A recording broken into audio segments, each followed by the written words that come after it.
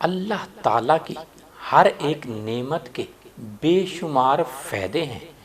بابونا chamomile, English میں اسے کہتے ہیں میٹریکیریا کیمومائلن، مشہور نام بھی بابونا ہے، ہندی میں بھی بابونا کہتے ہیں، عربی میں بابونج کہتے ہیں، فارسی میں بابونک، یونانی زبان میں فاملا ملون کہتے ہیں۔ بابونا دو طرح کا ہے، ایک زمینی بابونا اور دوسرا پہاڑی بابونا۔ سفید رنگ کا جو بابونا ہے، جو زمینی بابونا ہے، یہ استعمال میں لایا جاتا ہے۔ اس کے تو بے شمار فائدے ہیں، آپ گھر میں بھی چاہیں تو کاشت کر سکتے ہیں، 2-4 گملوں میں اس کی کاشت کر سکتے ہیں۔ بابونا کی چائے استعمال کرنے سے آپ کو موٹاپا نہیں ہوگا، LDL نہیں بڑھے گا، کولیسٹرول نہیں بڑھے گا، بلڈ پریشر آپ کا ہائی نہیں ہوگا انشاءاللہ۔ اور کریٹینائن لیول کو کم کرنے کے لیے دنیا کا بہترین علاج بابونا بوٹی میں ہے۔ بابونا آپ کے گھر میں بہترین آسانی سے دیسی کھاد کے ذریعے سے آپ کاشت کر سکتے ہیں اور روزانہ چائے بنا کر استعمال کیجئے۔ گھٹنوں کے درد کے لیے، یورک ایسڈ کو کم کرنے کے لیے، آرتھرائٹس کے امراض کے لیے بہت ہی مفید ہے۔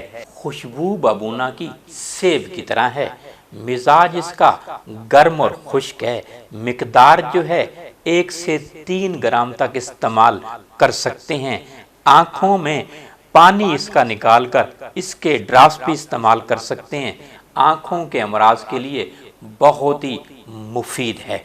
بابونا معدہ، جگر، دل کے سبھی امراض کے لیے بہت ہی مفید ہے۔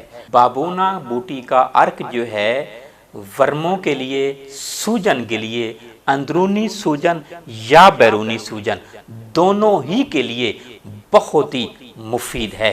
بابونا کا استعمال کمر کے درد کے لیے، بابونا بوٹی سے آپ سرما بھی بنا سکتے ہیں، جو آنکھوں کے سبھی امراض کے لیے بہت ہی مفید ہے۔ معجون فلاسفہ جو بنتی ہے بہت مشہور معجون ہے، ہر مطلب کی رونق ہوتی ہے، جو کمر کے درد کے لیے، گھٹنوں کے درد کے لیے، اس میں بھی بابونا کا استعمال کیا جاتا ہے۔ بابونا کے عرقیات بھی، اس سے چاہیں تو آپ ہانڈی بھی بنا سکتے ہیں۔ بابونا کا تیل جو ہے، آئل جو ہے، جوڑوں کے درد کے لیے، گھٹنوں کے درد کے لیے، کمر کے درد کے لیے بہت ہی مفید ہے۔